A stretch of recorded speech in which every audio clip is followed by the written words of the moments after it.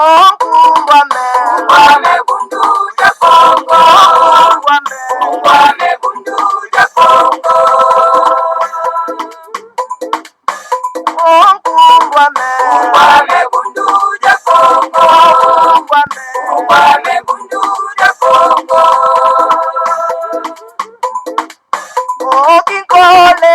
Kole kukongo ya mwenika.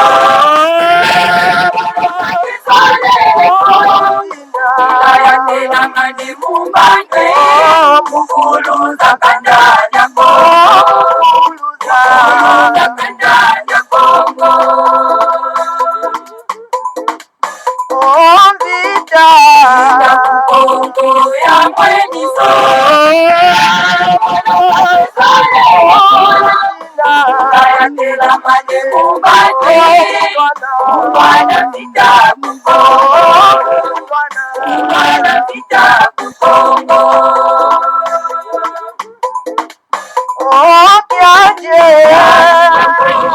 Ya mwenisa.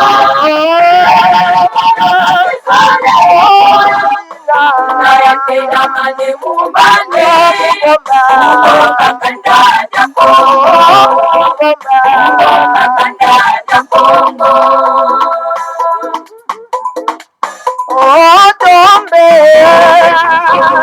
Ya mwenisa. Ilaya tena ngani mumbane. Mubana kandanya Kongo. Mubana kandanya Kongo.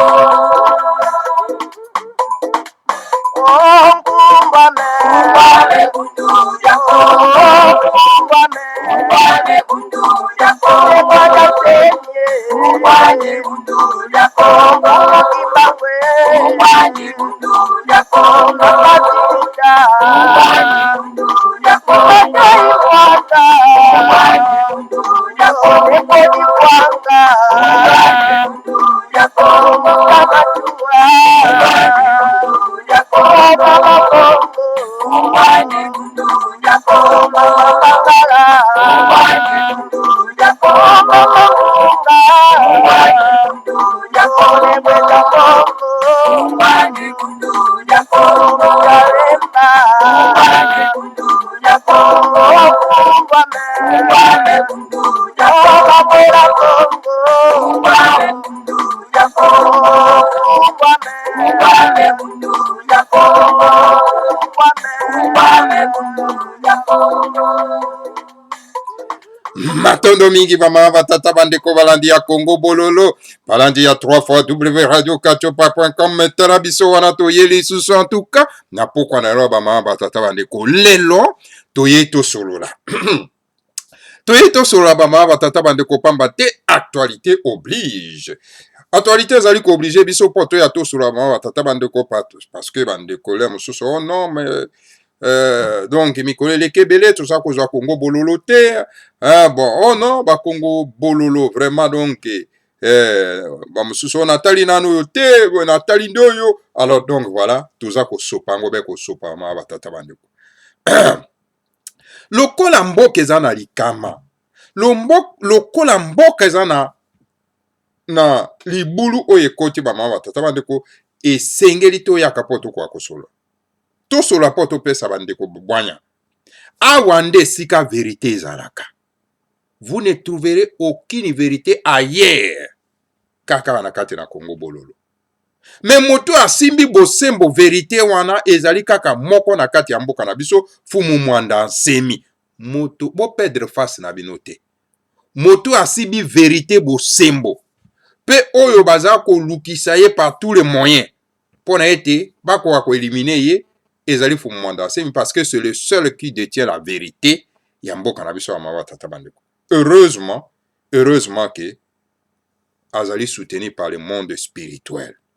Heureusement. Sinon, ba votour wana, sinon, bana bikunde wana, balingai kolekana na ye mawa batata bandeko.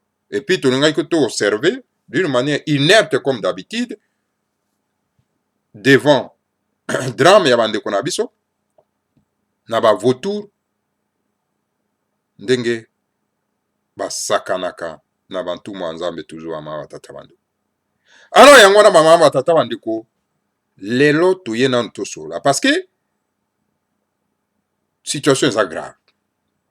Situation est grave et pourtant la gravité à situation wana mama batata bandeko fumu mwandase masa alobaki yango deja. Nga na pese no bino bambote nanu d'abord bolimbisi ba yenge na bino pe balosako na bino ezali mbuta bopele obala ingi koloba malamu koloba. Malamu koloba yanga ikombo ndimbola yango na bongo ya yondeko. Olata komba bapaya. Est-ce que ozali descendant ya Satana? Hein?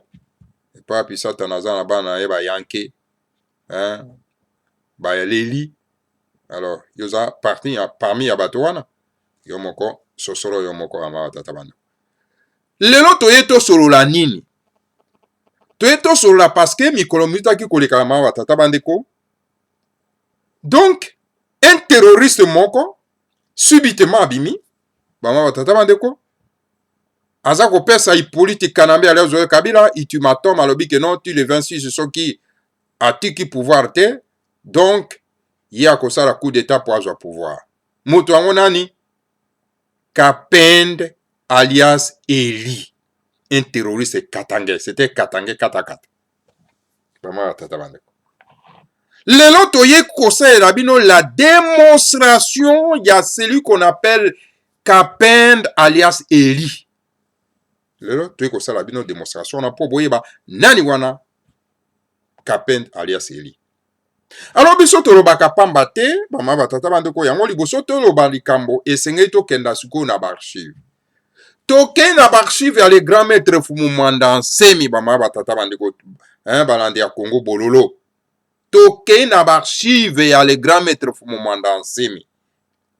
Toke kotala est-ce que Fumu Mwanda Nsemi alobelaki likambo ya moto yo babengi Kapend alias Eli? Toke kokuta kuna oh la la mama batata bandeko. Na yebisa bino mama batata bandeko. Somo. Toke kokuta na archive ya le grand maître Fumu Mwanda Nsemi Kongo dieto mobimba oyo le grand maître akomelaki moto babengi Kapend alias Eli. Non, bato bazo sakana biso bakatange. Omoni ya bandeko na biso mama batata bandeko. Bakatange baza ko se comporter d'une manière comme des voyous, pas comme mais des voyous. Ce sont des voyous.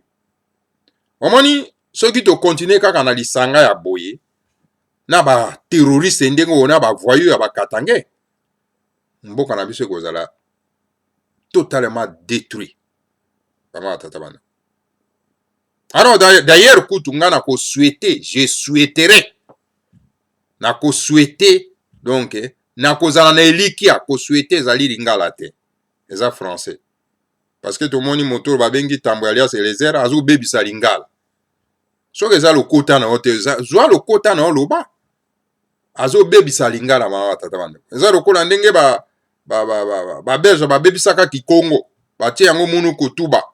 Ba bebisi ki Congo. Ndenge pe démarche oyo tambo alias Elezer azu ya nango pona ko bebisa lingala. Hein? Ko balola lingala na ko bala français ko malokola lingala. Hein? Asuetaka. Non, ezalaka te. Loba français ou bien olobi lingala. Mama tata bandeko. Alors tu bato baza donc apakoya ko kotsa bino ba foutaise wana lokuta wana ki bolole wana bino pe bozo gome yango mama tata bandeko. To komona ta moto tellement corriger azate. Non. Eza malamu te ba mama tata bandeko. Soko yebi lokota te kenda ko yekola lokota po eto kwa solo penda ko yeba ko manola yango malamu. Hein? Oye ko yana ba koko saka bato. Hein? Eza malamu te. Alors ba mama tata bandeko bana lisanga atimati biso to kozala meme na eliki ya ete bato babengi bango bakatange. Bakata na lite na bango ya mabele. Bakende. Comme ça bazwa ba étranger oyo bango baza ko souhaiter batambusa bango po bazali incapable ya kotambusa mabele na bango. Momoni paso biso tozo komona ko bunda pona kolongola ipolite kanambe mwana tuti Rwanda na kati ya mboka. bato basali ete Hippolyte Kanambe azala aba légitimer na kati ya mboka eza bandeko na biso bakatanga. Parce que c'est un territoire maudit, c'est un peuple maudit. Vous les Katangais, vous êtes maudits. Vous êtes maudits. Donc, territoire ya Katanga, ils ont senga la purification. Il faut qu'on purifie Katanga. Parce que biso tozo mon ezali likolo ba Katanga. Ba memeli biso ba paya ba ko kotsa biso na kati ya mboka. Biso wana tokomi ko bunda pona kolongola ba paya oyo. Tala na tango biso toza ko bunda pona kolongola mopaya. Ligbolo to akomi monene na kati ya mpoke. Ale, bango wana bateremi isusu. Ba kei koluka allié ya Hippolyte Kanambe qu'on appelle Katumbi Moïse. Qui ne sait pas Katumbi Moïse volait avec Hippolyte Kanambe kita ya Katanga.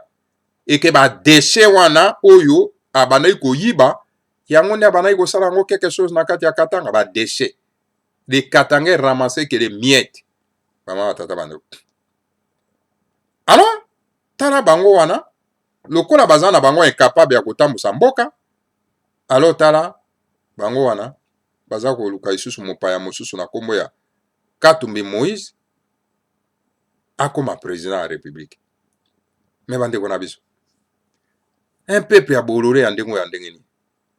Ye Katumbi Moïse akokoma président na majini ninga naza kotuna mituno yo mbala tango iso. Meme uzopesa ngai yano te. Na majini. Katumbi Moïse, papa Moyuda, mama Zambienne. Siko ata abotami, ata abotolo bakeno abotami na Congo. Bongo, kako botami na Congo, ozu nationalité congolaise. Kaka bon. Papa no mopaya, mama mopaya, po botami na Congo yokomi congolais mbala moko. Alors siko so komi pe kaka congolais mbala moko, allez pour obliger magistrature suprême. Ata bakutaka bazo bango na kati ya mboka mais pas ce niveau là. Hein? Mboka ndengeni. Batindelinga photo moko na ndeko moko alobi no. Chinois moko pe aza ko briguer akoma député na kati ya mboka chinois. Na WhatsApp na ebite so eza lokuta so eza solo. Alors na simbi monoko na talitinga meme o mboka ndengeni. Alors ezali kama o eza ko komela biso ama batata bande. Hein? Et singeli to bunda na likamo esila. Alors voilà, bakatange bango baza ko souhaiter donc bapaya baya bakonza biso po bango baza ko se retrouver na bapaya wana mama tata bande. Mais c'est grave. Et c'est grave. Alors voilà, lelo oyo to lobelana likambo etali Kapenda alias Eli. Na lobeki na bino na ke na ba suivre les grands maîtres po biso to lobaka pamba te. Tango to yoki moto wana Kapenda alias Eli abimi asali ba déclaration na ye wana to ke to me moto yo na kombo ya Kapenda alias Eli ye azanani awa to ke ko na ba suivre to ke na ba suivre les grands maîtres Fumanda Semi parce que c'est lui qui détient la vérité ya Katsopa Akati. C'est lui qui connaît l'histoire. Ya Katsopa Akati na kati ya libenga na ye. Ye mota yebi maema leka, maema zali koya ya bana Katsopa Akati. Toke na ba suivre les grands maîtres. Na mayo ya koma. Toke kokuta a Congo dieto mobimba oya komela soro penda Kapenda alias Eli. Alors bama batata bandeko. Ngai na ko inviter bino na ko benga bino to koka kolanda na bokebi mai o le grand maître Fumanda Semi akomaki. Bongo toko yako commenter sima. Ba toko sukisa ka na Congo dieto. Bama batata bandeko. Alors le grand maître Fumanda Semi nzokanda alobelaki moto babengi Kapenda alias Eli. Bolanda na bokebi. Malongi mabondo dia Congo, l'Union mystique Congo. Qui est Eli Kapenda? nani wana moto babengi ye Eli Kapende. Bokoki kokenda na bachive ya le grand maître Fumamanda Nsemi na bakongo dieto oyo ya koma, bokoki kokuta kongo dieto 29-25, bokokuta yango na kati ya Google. Alobi boye, Mwanda le père qui est en moi m'a dit ceci: Hippolyte Kanambe était rwandais pur. S'il a réussi à coloniser la République démocratique du Congo, c'est la faute des Katangais qui ont menti que c'est le fils de Laurent Désiré Kabila. Le lumumbiste Molubakati. C'est archi faux. Car cet ancien taximène de Dar es Salaam était rwandais pur. Mais comme les Katangais ont menti qu'il est Katangais, ce Rwandais a donc dominé toute la République démocratique du Congo à l'aide des Katangais. On a le qui est madame ba Katangais ba déclarer état indépendant na bango ba kende. Bongo suko ba benga ba Rwandais ba konza bango. On a le baki ya. Tika na limbo na bande ko na biso. Bande ko balandi ya Congo bolo. Bolanda yango malamu. Le grand maître Fumwase balobi alobi Eli Momo Santo bonzambo eza na kati na ngai. Mwanda velao aza na kati na ngai. Pe aza pe na kati na yo aza parce que oya yo aza kolala la muka te. Mais oya le grand maître oya aza kola muka. Elobi na ye boye. Elobi na ye yebisi elobi ke tala. Omoni Hippolyte Kanambe azali Rwandais pire, aza na ye Congolais te. Bama batata bandeko. Ngai kamusaka ngai okomona bandeko na biso bazobenga ye Joseph Kabila, bazobenga ye chef de l'État, na bamboka mosusu ekoki kosalema te bana ya Congo. Bolamuka. Bozo vénéré mopaya na kati ya mboka na bino. Le grand maître Fumwase malobi mwanda aza na kati na ngai alobi na ngai ke Hippolyte Kanambe bozo mona ye wana azali pire Rwandais. C'est un Rwandais, c'est un touti Rwandais.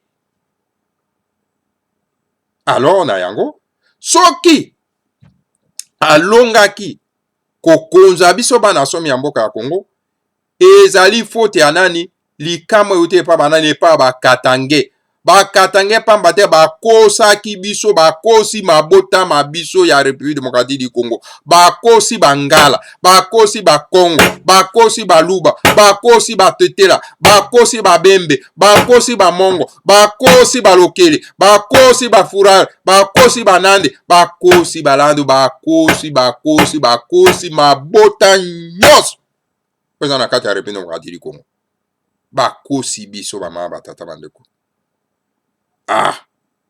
Bakosi biso balobi ke non moto babengi Hippolyte Kanambe azali mwana ya Laurent Désiré Kabila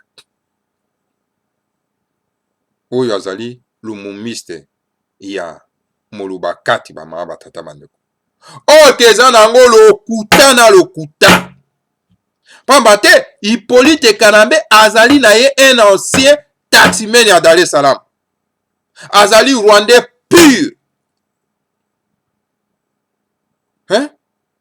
Kasi lokola bakatange bakosi biso ke aza katange alors donc Rwandais oyo yango wana azwi nguya ya kokonza République démocratique du Congo na lisungi ya bakatange. Est-ce que bandeko est-ce que bozo comprendre yango? Le grand maître alobi likambo oyo depuis 2017 abi likambo oyo. Mais tala ba politika ya ti lelo bazoko baka kobenga chef de l'État mokonzi ya mboka Joseph Kabila baza kokenda kosalela ye krubet baluba bazokenda kosalela ye krubet baluba batetela bazokenda kosalela ye krubet. Oh là là. Et voilà quelques bangala égarés bamakira batundu bongongo bangwana azokenda kosalela mouta krubet. Quelle honte. Tout que l'on a pointé. Ainsi, Le règne d'Hippolyte Kanambe est caractérisé par la suprématie des Baswahili du Katanga. Tous les bureaux 2, je m'excuse, qui protègent le régime du Rwandais Hippolyte Kanambe sont des Katangais, sont tous des Katangais. Le général John Numbi, un Katangais. Ça c'est quoi? Ça c'est quoi ça? Hein? C'est quoi ça? Hein? Vous connaissez le général Numbi? Ouazali assassin, qui était l'assassin de Chebeya, était Katangais. Hippolyte Kanambe et Katumbi Moïse faisaient la mafia des minéraux katangais ensemble. Mais le partage de bitins, le dévoleur de minéraux katangais se sont brouillés et ils sont devenus des ennemis. Est-ce que maman va t'attendre? Vous avez dans votre pays-là, qu'on appelle la République démocratique du Congo, un homme qui dit la vérité comme Fumuma Ndansem. Je vous pose la question, vous les Congolais maudits, vous avez quelqu'un qui vous dit la vérité comme Fumuma Ndansem en face comme ça?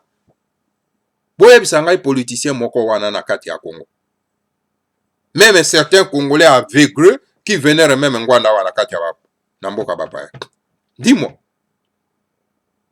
Mais vous avez un leader. Oyoke, et sengeli kolanda ye pona kokomisa lance. Kokomisa une flèche.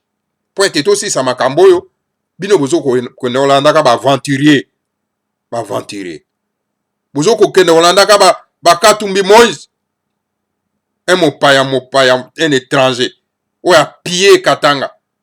Okomona ba balobi ke ba safu alobi ke baza ba journaliste. Des faux journalistes que vous êtes.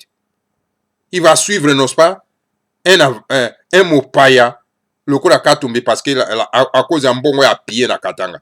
Taraba mokebai, de faux journalistes. Taraba tambo Eliezer, alias Eliezer, faux journalistes. Bazo landaka mopaya. Pour nani ikolo ambongo. Alors, ça ira publicité, couverture médiatique, etc. Pour comme président, nakati amboka wezali a été. Alors, le grand maître Fumuma Ndansem alobi boy. Tikana limbola na ba. Bolimbisi. Na limbola na bande kuna biso oyo bayoka kanenga. Le grand maître alobi. Na règne ya Hippolyte Kanambe ezali caractérisé, c'est-à-dire si mami na bokonzi na esimbami kaka na baswahili ya Katanga. Bokende na bureau de, c'est-à-dire que omoni organisation terroriste otobengi ANR, oyo ezali dirigé par cadre na moto Valias Kaler. Babengi yango bureau de. Donc okokuta kuna bato nyonso to basimbi esika wana o babomelaka biso bato o batieraka biso bandeko na biso na prison na se ya mabele kotortire bango o baprotegeaka Hippolyte Kanambe bango nyonso tu baza bakatange bamaka tata bandeko kotala bino moko koma bato ndenge tokovanda na bango esika moko bato oyo baza kosalaka mopaya arenye na kati ya mboka na biso bongo tofanda na bango esika tokotindika bino bosala bino république. Moi je vous dis esengeli bino bakatange bosala ya bino république. Nous ne pouvons pas vivre avec vous ensemble. Car vous êtes des maudits. Alors pour vivre avec nous ensemble, esengeli pour ça la purification. Alors, bama batata bandeko. Bomoni général John Numbi. Voyez bien non? Assassin à Chebeya, moto à Boma Chebeya. Moto à droit de l'homme. Azak Katanga. Hein? Hippolyte Kanambe na Katumbi Moïse babane kosala ba business na bango ensemble. Vous qui suivez Moïse Katumbi, Moïse Katumbi était ensemble avec Hippolyte Kanambe, bazo sala business ensemble. Business na bango ensemble ni ba minéré, c'est koteka kita ya Katanga. Kasi po ete bakwa kokabola kita wana bamama batata bandeko bakomi na bango koswana bamiyibi mibale miyibi. Katumbi Moïse c'est un voleur. Miyibi mibale bakomi koswana. Yango omoni bato lokola ba Francis Kalombo azalaki lobi azoyembela ja lelo na Hippolyte Kanambe, sikoyo akomi alandi sikoyo Moïse Katumbi papa akoka koyembela ye ja lelo po amoni Hippolyte Kanambe akomi kadik. Alandi sikoyo Moïse Katumbi po ete akende oyemba ja lelo azwa lisusu mwa mbongo oyo ye ayibi na kati ya Katanga bamawa batata bandeko. Alors mimi bale bakomi na bango koswana likolo ya kita ya Katanga bamawa batata bandeko pona kwa mbrouiller bato, kwa mbrouiller bato, ko distraire bato lokola ke baza ba ennemi o ke baza na bango ba ennemi te. Alors parce que bakuti ba congolais baza bazoba mama batata bandeko sauf ngai ba mama batata bandeko yango naza ko dénoncer yango lelo. Allez dans les sociétés pétrolières de Kinshasa, c'est la prédominance des Katangais. Zongo est chez les Bakongo, Inga est chez les Bakongo, le PDG de la SNEL était Katangais, alors que si Zongo et Inga étaient au Katanga, ce serait les Katanga Yeto. C'est injuste. Non, désormais, le Congo central au Bakongo, un point c'est tout. Kenda, en tout cas, dans la société, nyonso oyo esalaka solo pena, en tout cas, pétrole. Kenda na Kinshasa. Ukokuta kuna bakatange ka bato batondi. Kenda na Zongo epa Bakongo. Kenda na Inga epa Bakongo. Ukokuta PDG SNEL aza katange. Alors que, soki Zongo na Inga ezalaki epa bakatange, alors na tango wana engai kokoma Katanga yetu. Eza malamu te.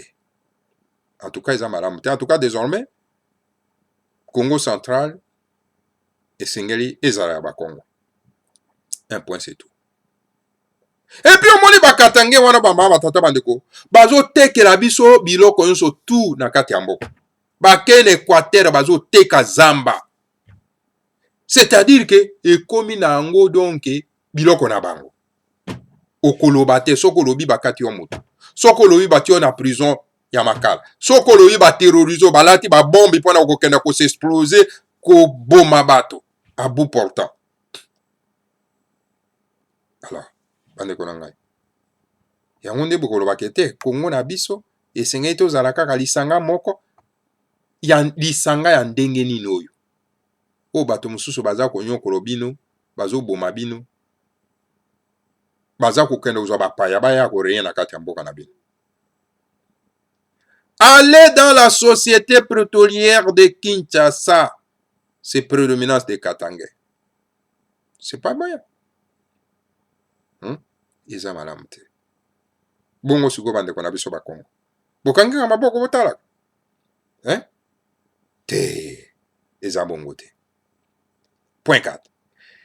Eli Kapen était Lunda di Katanga, soutenu par les Sao-Toméens au pouvoir en Angola, par la volonté de l'Occident qui a cautionné l'Angola en tuant le fils du pays Savimbi et en plaçant au pouvoir un étranger Dos Santos, moyennant le pétrole de Bakongo di Cabinda qu'il a donné aux Américains. Omoni Eli Kapen, azali Lunda. Lunda ya wapi ya Katanga. Ye na tango wana Eduardo Santos azalaki na bokonzi abandaki ko soutenir ye bama batata bandeko. Abandaki ko soutenir ye na volonté ya banani ya bamindele oyo epa wapi en tout cas bapesaki nguya na Angola pona ete akoka koboma mwana ya mboka na nkombo ya Savimbi po ete bakoka koplace donc mopaya Dos Santos na kati na bokonzi ya mboka moyena na échange ya pétrole ya Bakongo ya Cabinda. Et puis api pétrole wana lelo bapesa yango na baméricain bakoka ko exploiter yango. Awa eza Congo bololo. Congo bololo tokendaka kokundola maye mabombama po ete tokoka kobimisa yango na mesa. Alors bino bandeko na biso soki bomoni bakusunuka koya Gwalias Pasteur Bobo ba Eleze Tambwe ba Safu ba mokebai bao ba soutenaka Moïse Katumbi ba ke baza ba ennemi na bino. Alors soki miso na bino efungwami lelo te loba ba loka. Ba loka bino. Loba ba loka bino. Ba tata bano. Chaque fois que Hippolyte Kanambe est à la prise avec Bundu Dia Congo, il utilise comme génocidaire et mercenaire Eli Kapende et ses militaires soutenus par le MPLA. Ainsi, Eli Kapende a le sang des adeptes de Bundu Dia Congo dans ses mains. Fumu Kimbango laissait. Fumu Kimbango. Fumu Kimbango. Laissait. Le maître Jésus laissait aussi. Bouddha laissait. Rama Krishna laissait. Et tous les dieux. Et tous ces dieux considèrent Eli Kapende comme un criminel. Un mercenaire, un terroriste de la France, donc de l'Occident. Ce sont des Katangais qui ont aidé Hippolyte Kanambe à dominer les Congolais et à faciliter la colonisation rwandaise en République démocratique du Congo. Est-ce que ce n'est pas vrai ça? Boye bisangai de media nini oyo na kati na diaspora pe na kati ya mboka oyo elobelaka bosembo lokola ndenge toza koloba na kati ya Congo bolo. Boye bisanga ata moko. Mais parce que la vérité libère, car mon Kojabayuda, vous voyez que vous connaîtrez la vérité vous en franchira. Bokoyeba bosembo eke bosembo ko kangola bino, mais bino boza ko boya bosembo bongo boko kangola mandenge nini. Je vois Congo bolo partager maboko kilo. Abonnez-vous au Congo bolo po bozwa bosolo po ete kangola biso loboko kilo. Mingi. Bama batata bana. Teka na limbo na bande kona biso. Na limbo na bande kona biso. Teka na limbo na bango. Po toko kotanga kaka na lokota ya payate. Sans kolimbo. Alors donc voilà bama batata bande ko. Mbala iso tango Hippolyte Kanambe azali solo penza na mikakatano na Bundu Dia Congo. Donc abengaka mutu oyo asungaka ye ezali terroriste oyo babengi Eli Kapende.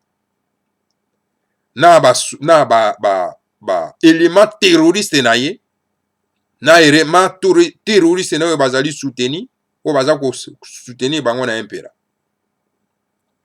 Yango wana Eli Kapende aza na makila ya bandeko na biso ya Bundu Dia Congo. Nakate na maboko na ye.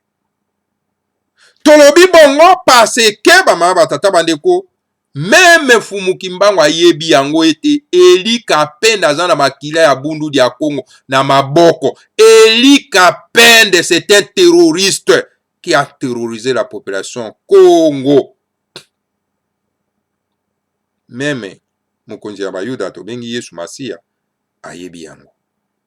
Même Bouddha kuna na Inde, na Chine, na Nepal, ayebi yango. Même Rama Krishna, ayebi yango. Alors na yango. Donc, banzambe na biso nyonso baza ko considérer Eli Kapende comme un grand terroriste, un criminel. Oyo asimbami na ba français na ba mindele ba batata bandeko. Donc ezali ba katange oyo baza ko sunga Hippolyte Kanambe po ete akoka ko dominer ko fandela ba congolais na mitu po ete akoka ko sumbela ba congolais. Poni biso ba batata bandeko. C'est le terme qui convient. L'expression qui convient à Tata Bandeko pour n'a été à faciliter sur l'openda colonisation ya ba Rwandais na kati ya mboka na biso ya République démocratique du Congo. Sengeli bukoto koma na bososoli oyo. Soki tokomi na bososoli tokobenga na bakatange bisika nyonso baza na mabota mabiso ya mawatata. Tokobenga na bakatange na Équateur. Tokobenga na bakatange na Congo central. Tokobenga na bakatange na Kinshasa. Tokobenga na bakatange na Bandundu. Tokobenga na bakatange na Boyoma. Tokobenga na bakatange na Kivu. Tokobenga na bango na Sud Kasai. Tokobenga na bango bazonge pa na bango ke nosa république na bango. Baza ba médiocre. Ce sont des médiocres qui ne méritent pas de vivre avec d'autres peuples. Ce sont des médiocres. Hein? Alors, point 6. Le peuple congolais a trop souffert. Pour le consoler, Ntima Kanchopa, le dieu Bantou, a envoyé un chef saint. En d'autres termes, un ancêtre vivant, un ancêtre divinisé, un roi et prêtre qui est Fumu Mwandansemi, le professeur assistant de Fumu Kimbangu. C'est lui qui doit devenir le président de la République démocratique du Congo pour les 2 années de transition et non les terroristes Lunda, hein, Eli et Kapende, ou les génocidaires Tutu et anciens taximens de Dar es Salaam, qu'on appelle Hippolyte Kanambe. Alors, écarter Hippolyte Kanambe et le remplacer par Eli Kapende, c'est Katuka Vaktoto. Ye Vwanda Kisama Mboki Kisama Kantoto Kwe. Dit la sagesse Congo. Bato bayebi ke Congo. Bayebi yango. Alors donc, bama batata bandeko, bana somi ya mboka ya Congo, bamoni pasi mingi. Bamoni pasi mingi na ba fausse commune.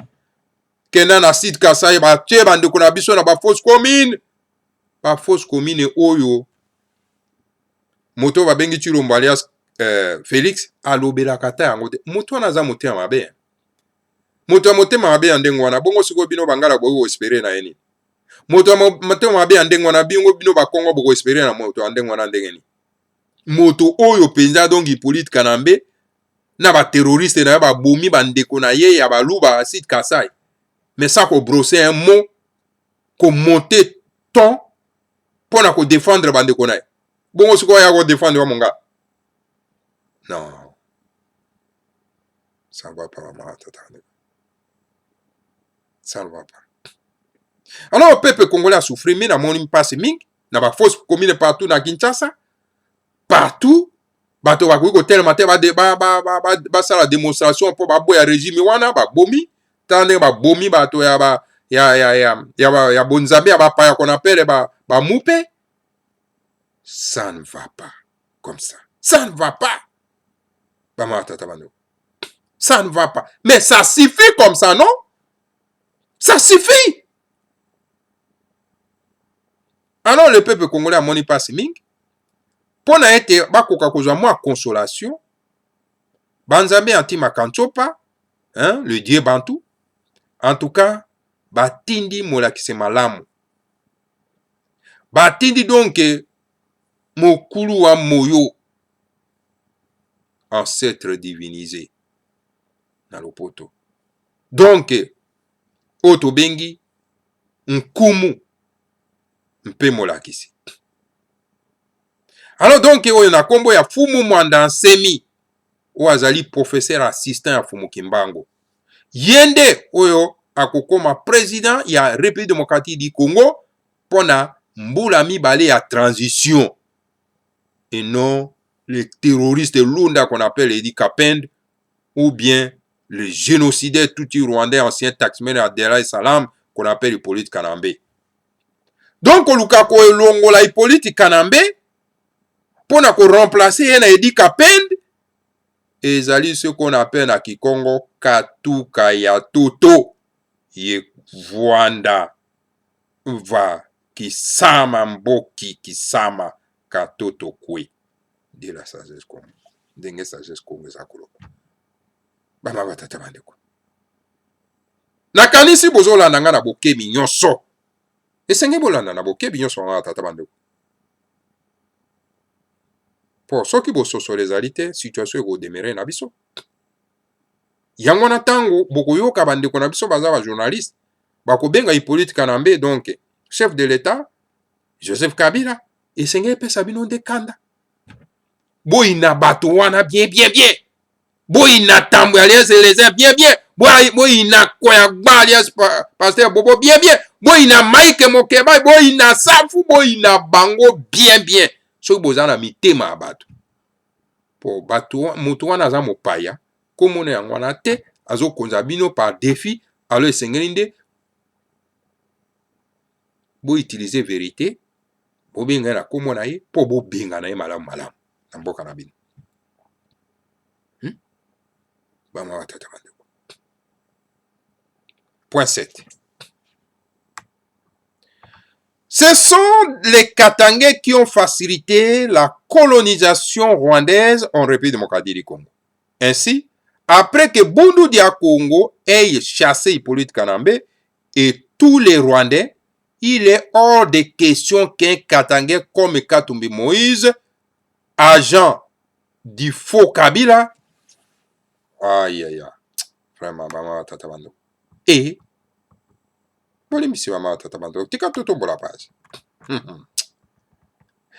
Eli Kapende puisse devenir le président de la République par la volonté de la France, des Juifs, bref, de l'Occident.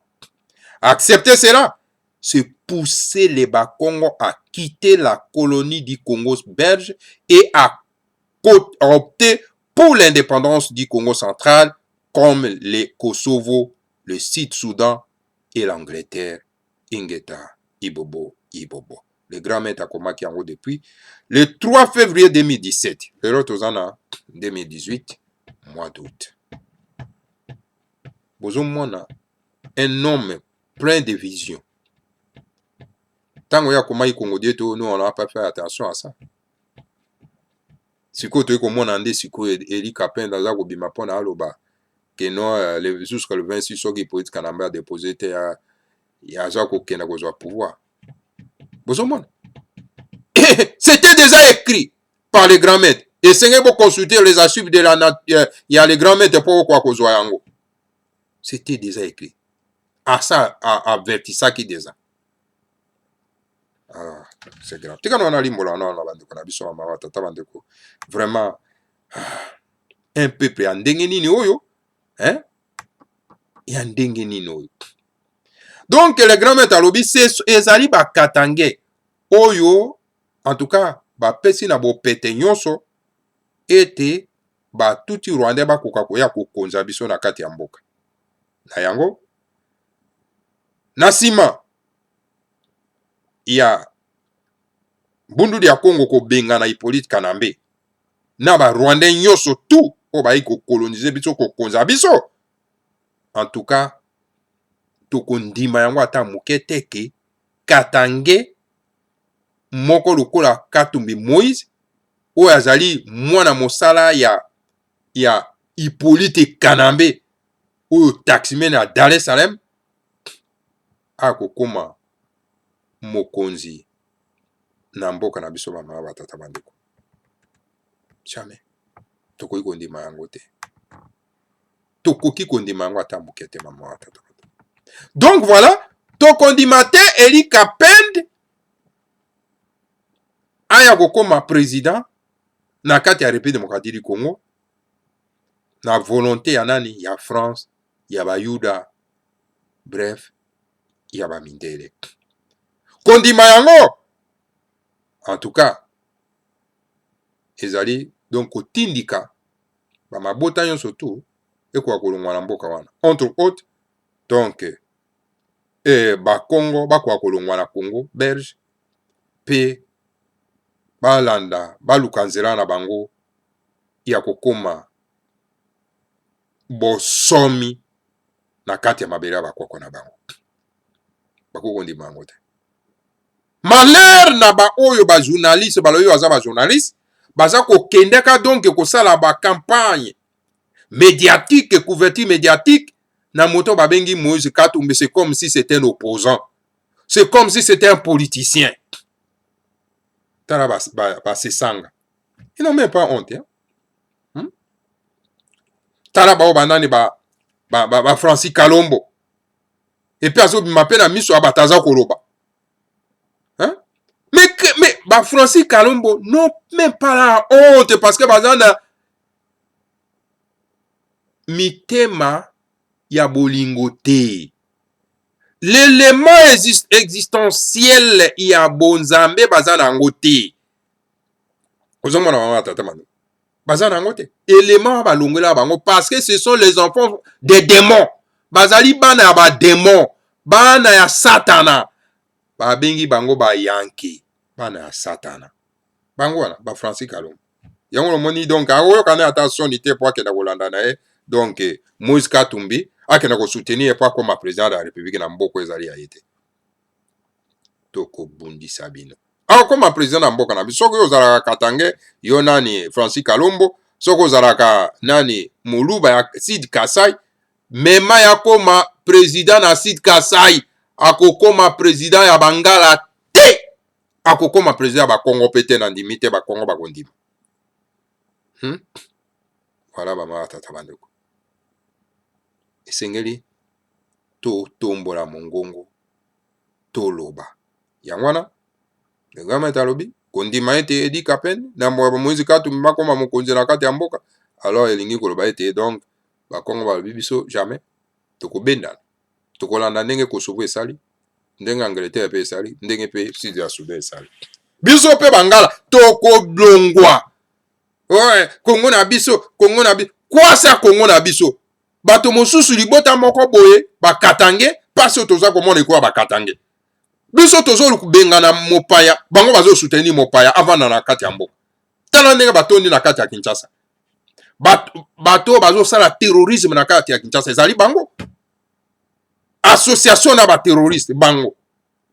Mais malamu bokenda bo sala bino république. Bato moko ba opekisa bino po sala république na bino ba katangete. Hein? Alors donc boza ko pousser plutôt bouchon trop loin. Wala monsieur mama tata mananga na mena na makopo amai parce que makambo eza ko pesa kanda mingi.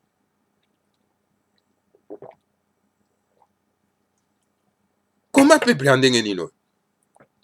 Hein? Bazo kosa lokola bolole boy. Hein? Na kati ya mboka esengeli bozalaka na un leader visionnaire. Mais vous avez un leader visionnaire, bolingi na bino kolanda te. Tout simplement parce que oui non, écoutez, Hippolyte Kanambe a commis wana. C'est parce que c'est la volonté de Dieu. Toujours volonté de Dieu. Et volonté à Dieu ezalaka kaka na makambo ya mabe. Hippolyte Kanambe azotia bino na fausse commune, c'est la volonté de Dieu. Hippolyte Kanambe aza ko assassiner ba opposant, c'est la volonté de Dieu. Hippolyte Kanambe azotia ba opposant na kati ya prison, c'est la volonté de Dieu. Hippolyte Kanambe aza ko teka mabele na bino, c'est la volonté de Dieu. Hippolyte Kanambe aza ko pourchasser donc votre leader charismatique ya ba Congo qu'on appelle Fumu Mwanda Nsami et le leader chef saint de l'Afrique centrale oyo aye pona ko pesa biso bonzambe ya malamu poto longwa bonzambe ya ba tente ya ba christianisé bolobi c'est la volonté de Dieu. C'est la volonté de Dieu. Ma terroriste bazako kotia basi na biso o bazali censé pona ko sala ba progéniture na kati mboka na biso bazako boma bango parce que comme arme monene pona bango bolobi c'est la volonté de Dieu. Yango wana komona bato yango ba ya biyamba wana ba okena kosangana pona ete basala soutien na ba paya wana bazala kati ya mboka parce que c'est la volonté de Dieu. Volonté de Dieu na yango nzambe yango na bino bosambelaka oyo bapaya bamemela bino ye volonté na ezalaka kaka na kotia mabe ezalaka na kote ya malamu te.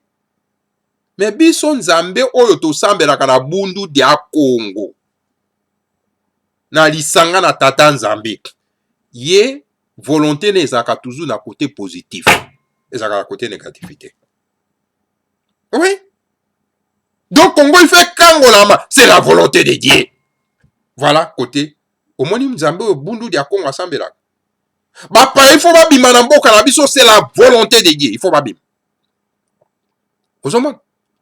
Le Congo congolais, c'est la volonté de Dieu. Il faut pas bima. Baza ba congolais te. Ozomona. Mais oyo nzambe na bino ya ndenge nini? Oyo bokenda ko yamba ya biyamba. Oyo volonté na ye ezalaka kaka na côté négatif. Bazo silisa bino, c'est la volonté de Dieu. Hein?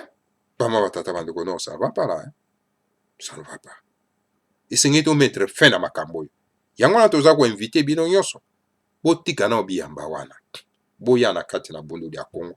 Po boyeba bonzambe ya solo. Ba place bozali ezali ba place ya mabe ya distraction. Bato wana baya kosala ba magabro na bango po bala esabino pongi po ba détruire mboka na bino. Quand est-ce que vous allez comprendre ça? Tokolo banabino na monoko nini? Okakaka oh. Mokonzi na biso Yesu. Ye nzambe de patati patata bola ka pongi ya ba bébé. Ça ne va pas. Bama tata bandeko. Donc voilà bama tata bandeko.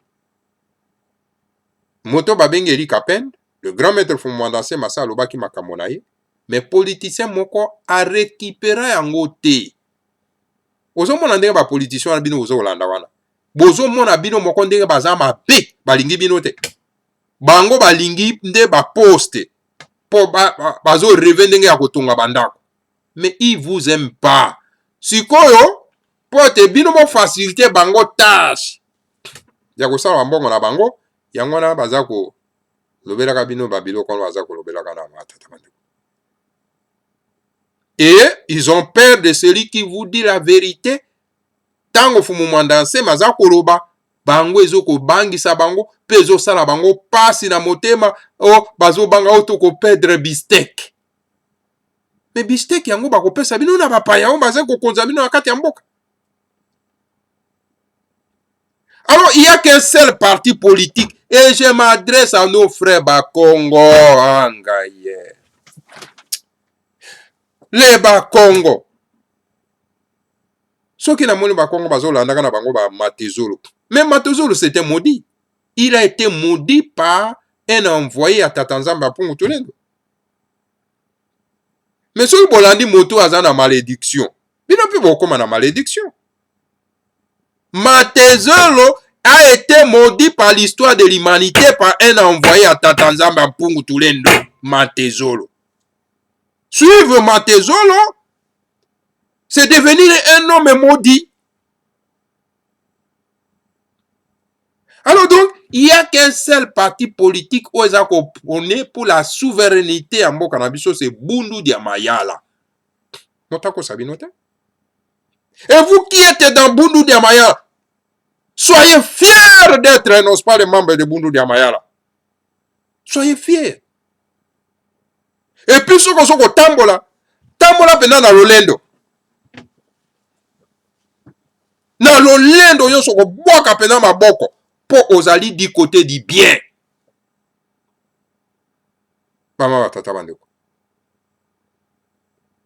Alors, c'est pour cette raison, ozako tambola, pour que sa sagesse est en haut. C'est le seul parti politique qui dit la vérité au peuple congolais. Parce qu'Azan a besoin de mentir. Azan a besoin de parce que c'est quelqu'un qui a la valeur morale et spirituelle. Et tous les restes de ces politiques que vous voyez, ils n'ont pas la valeur morale et spirituelle. C'est pour cela que ça dit matin au soir. Vérité, ça la bake kovanda na Ibiza mpona koteka ile ya matebo bango wana basali complicité na bandeko ya bakamwana sapu babomi kamwana sapu mpo basala désordre wana mpo te basi batekaki mabele bango wana et ils ne vous disent jamais la vérité. Croyez-moi soki vraiment tous ces balubo bazokolanda Hippolyte Kanambe oyo bandimi banome bango na baposte ya premier ministre soki balingaki vraiment baluba bakokende kokota na Hippolyte Kanambe asala na bango hein? Mais ils seront bakozala fâchés obi non. Vous avez tué nos frères. Alors bon siko biso to sala na yo to ko venger ba frère na biso yo bomi. Maintenant bango ba sa ba courbette. Bango tata bango. C'est grave.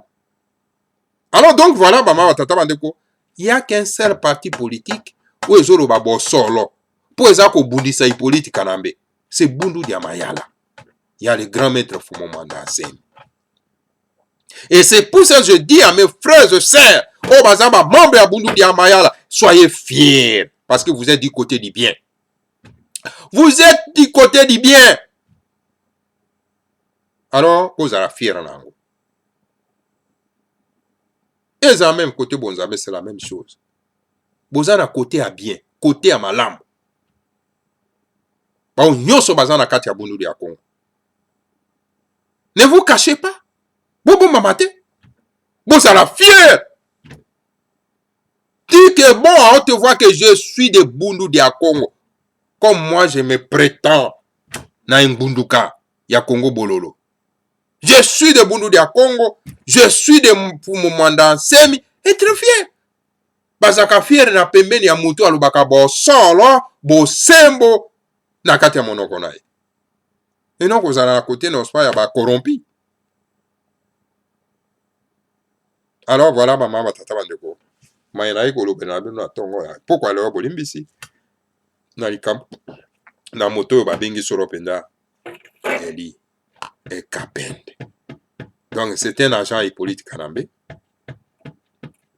Azo sala mosala Hippolyte Kanambe. Ainga distraire bino. Voilà. Et sengeli ko benga na ye. Soka ozonga na katanga zonga na kata. Voilà bama batata bandeko. O la memela ki bino na pokwa lero ya ngwana batata bandeko. Bolimbisi ndenge zwi biso ngunga ebele.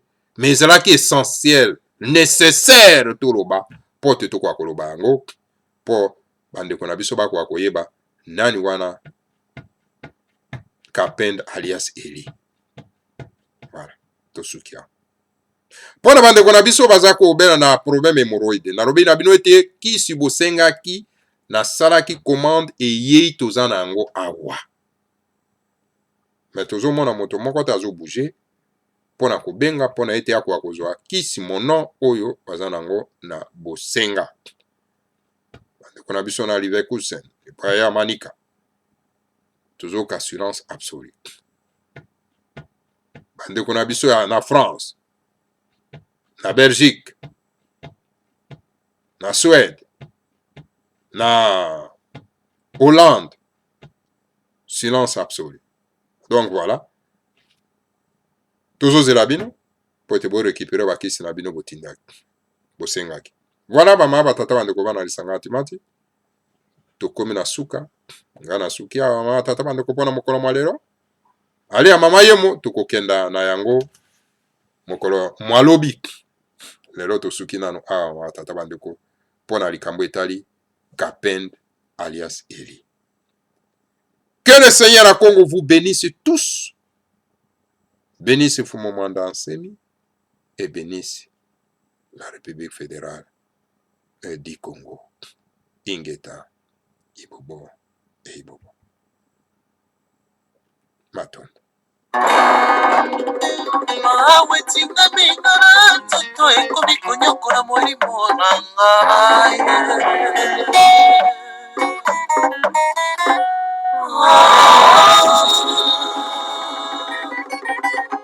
moindola na muka yo tala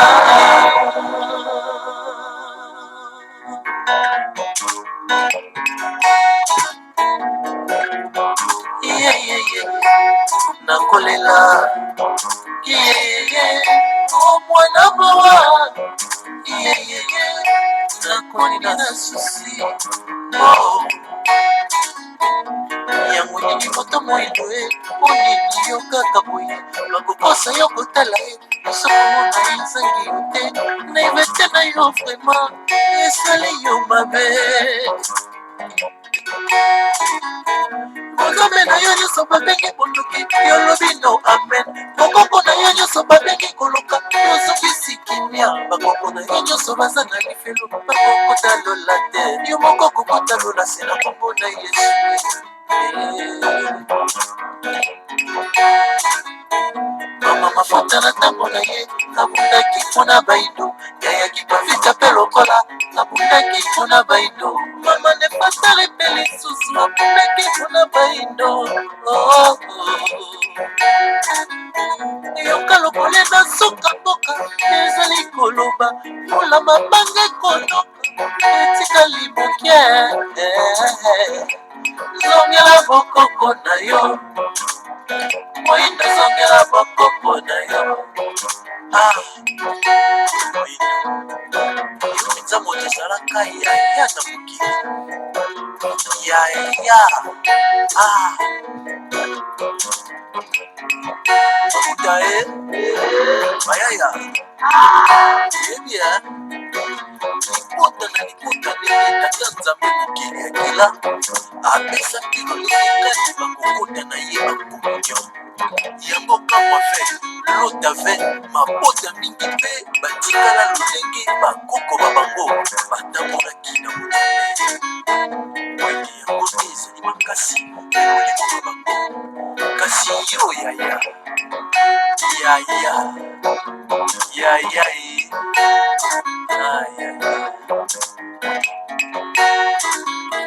yoka lokole na suka moka ezali koloba mpona mabanga ekonoka zongela bokoko na yo moyindo zongela bokoko na yo